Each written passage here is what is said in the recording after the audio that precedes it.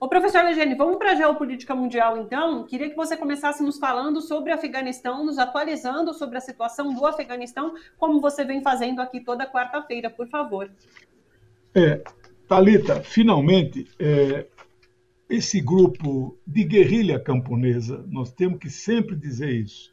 Eu publiquei um ensaio ontem, em 12 sites que eu publico sempre meus ensaios, né? Uma análise marxista da Revolução Afegã. Então, primeiro, ali ocorreu uma revolução. Ali houve uma luta de classe. E uma classe no poder, que era a burguesia afegã com o imperialismo, foi substituída por uma classe camponesa. Então, esta é uma visão marxista de análise das coisas, né? Bom, isso está publicado, 8 páginas, 20 notas de referência. Agora, o Talibã não se consolidou no poder ainda, né? Existem instabilidade, não por falta de apoio popular, eles têm mais de 80%, né? É porque, do ponto de vista externo, os Estados Unidos saíram arrebentados de lá, humilhados, e vão fazer tudo para dar o troco em quem deu a surra neles. E vão fazer tudo para desestabilizar e, se possível, derrubar o governo, voltando àquele que fugiu com 170 milhões de dólares, que é o homem da burguesia afegã, né? Acha que porque é um país pobre não tem burguesia? Tem burguesia, sim, senhor, né? E ela manda, e ela é classe dominante, aliada com o imperialismo. Aquele grupo rebelde, né?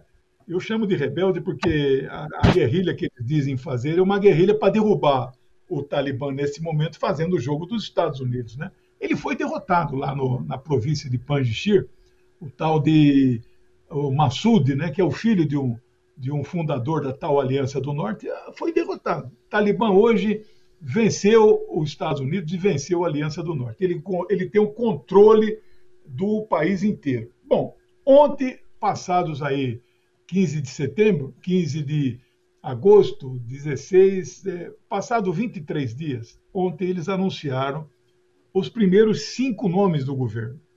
É muito pouco ainda. Eles devem estar tendo alguma dificuldade de se unificar entre eles e também agregar pessoas de outras correntes. Nós não sabemos quantos partidos políticos existem no Afeganistão, se é que existem, né? Então, nessa coletiva aí que está mostrando, esse é o porta-voz deles, né? Esse cara foi preso e torturado lá na base de Guantánamo, né? Você vê o quanto que ele gosta dos Estados Unidos. Mas eles estão se comportando e dizem que queremos ter relações normais até com os Estados Unidos. Só um país nós não teremos relações, Israel. Então eles já chegam demarcando o campo contra o sionismo, né? Ele anunciou 5 nomes e quando eles governaram lá atrás, 5 anos, 96, 2001, eles tinham 25 ministros. Não sei se vai manter isso, né? Mas eles anunciaram só 5. O principal que eles anunciaram, não vou pronunciar nomes aqui, porque nós não estamos ainda com muita afinidade com a língua pashtu deles, né? O principal deles, eles ora chamam de líder máximo, ora chamam de emir.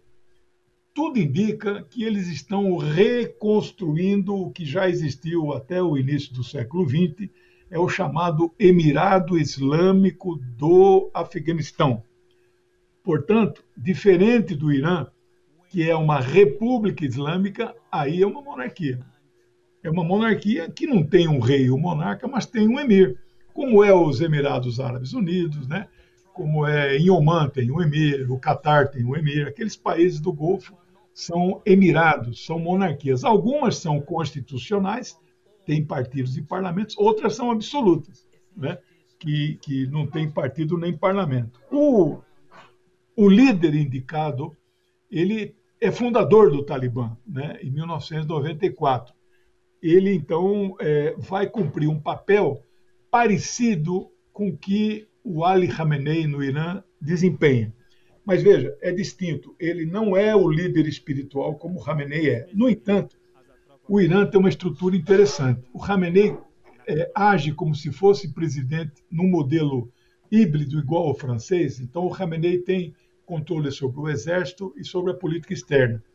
E o presidente é, de fato, um primeiro-ministro, que é o Raisi, que ganhou agora, tomou posse dia 6 de agosto. Ele administra o país. cuida do dia a dia.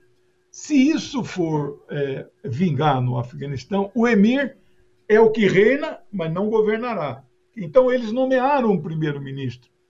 Se for, então, isso, este emir terá a tarefa de relações internacionais e comando das forças armadas, assim, que elas estão sendo reconstruídas também. Não há as forças que eles diziam de 300 mil homens, dissolveu da noite para o dia, metade delas aderiu ao Talibã e acabou, né?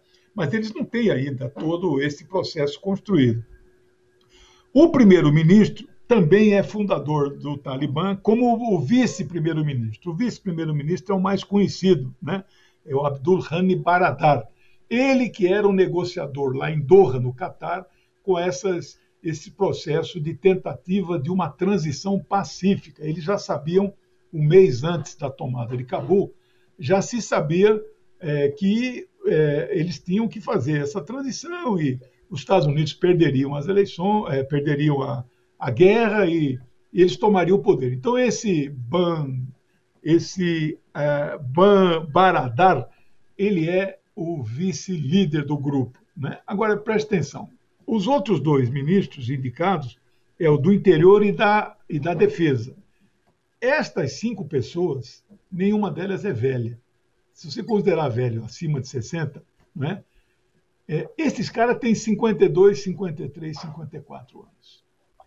Quando foi fundado o Talibã, em 94, nós estamos há 27 anos passados. Esse pessoal tinha 23, 24 anos e passou todo esse tempo lutando. Eles já lutavam antes, porque eles lutavam até contra a União Soviética, em 89, né? Então, é muito interessante isso. Então, apesar de ser uma média de 50, 52, é uma média abaixo da idade considerada de idoso. Então, se os outros ministros forem nessa toada, será um ministério, vamos dizer assim, mais jovem, né? Mediano, de idade mediana. Então, a luta deles neste momento é consolidar este governo. Não vamos usar o termo de regime, é um governo provisório, eles sabem disso. Esperamos que eles anunciem um plano de estabilização, de legalização dos partidos, anistia, que eles já prometeram, ampla liberdade de imprensa, que eles já prometeram, amplas liberdades para as mulheres, que eles já prometeram no programa deles, e que sinalizem com a criação de partidos e eleições. É preciso ter um parlamento. O que eles anunciaram também, junto com esses 5, é um conselho de especialistas de 12 pessoas, né? Que tem um grande poder, né? Mas isso não é um parlamento. Então não pode ficar só nisso. Nós estamos aí acompanhando diariamente. Eu acabei de ler hoje de madrugada um artigo longo do grande escritor paquistanês Tariq Ali. Ele é romancista, mas escreve livro de política também, né? Ele diz assim que, no caso das mulheres, ele também levanta essa questão, mas ele, como marxista, ele coloca a questão central hoje é a luta de classe e consolidar o processo revolucionário, não é? A emancipação das mulheres vem em seguida. Aí ele fala que ouviu uma feminista que está no exílio. Ela disse assim: nós tínhamos 3 inimigos no Afeganistão, os Estados Unidos, a Aliança do Norte e o Talibã. Como eles agora só temos um inimigo, né? Eu espero que o Talibã não seja inimigo das mulheres, que eles nem de longe pensem em fazer o que fizeram. E eu estou assim dando até um voto de confiança, estou achando que não há mais clima no mundo para que eles façam isso. E a novidade final que eu quero deixar registrado é que 2, fora a Rússia, China, Irã e Paquistão, que estão ajudando desde o começo, que são do entorno ali, 2 países que não são do entorno entraram em cena. O Catar, que já vinha sediando várias negociações, inclusive aquela de 29 de fevereiro do ano passado, que o Donald Trump assinou, o tal acordo de paz, que foi o pior acordo da história. O acordo dizia que os guerrilheiros não poderiam atacar só as tropas dos Estados Unidos. As tropas oficiais do governo afegão poderiam e foram atacadas nesse período todo, né? Então, o Catar está se oferecendo a ajudar. Eles, inclusive, agora, eles se ofereceram para assumir o controle do aeroporto. Não está ainda resolvido, não está estabilizado. Eu ouvi falar que dia 1º de outubro vai partir o primeiro avião da Turkish Airlines de uma rota periódica e regular a partir de 1º de outubro com direção a Cabul, né? Então você vê que não está funcionando, né? E o segundo país é a Turquia, que é um país 98% de muçulmanos igual ao Afeganistão, igual ao Irã. Mas é isso, não sei os interesses que o Erdogan quer ser um califa. Ele quer restaurar o califado. Não vai conseguir, mas ele já se colocou no tabuleiro de xadrez ao lado do novo governo talibã, o que é positivo, né? Perfeito. Acho que nem vai sobrar tempo para a gente entrar nos outros assuntos, né? A gente ainda falaria sobre Alemanha, sobre China e sobre Venezuela, mas vamos deixar para a próxima quarta. Essa quarta foi incomum, né? Foi logo após esse 7 de setembro, que foi um dia marcante. Então, é claro que a gente contou com essa análise também aqui sobre a situação brasileira. Professor Egene, muito obrigada mais uma vez. Obrigado. Um beijo grande para você. Beijão. Até semana que vem. Tchau.